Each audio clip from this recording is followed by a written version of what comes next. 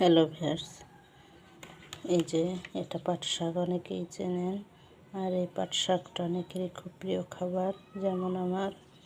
তো পাট শাকটা অনেকে পরিষ্কার করেন না বা না বেছেই কুচি কুচি করে কেটে ফেলেন। এটা মোটেও করবেন না। এই যে শাকটা এভাবে বাজার থেকে বা ছিঁড়ে আনার পরে এই যে এটা এভাবে পরিষ্কার করবেন। এই যে যেটা দেখায়,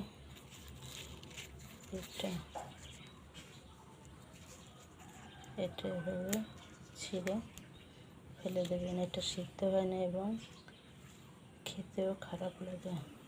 তো এভাবে পরিষ্কার করে বেছে নিয়ে ধুয়ে পানি ছড়িয়ে তারপর রান্না করবেন।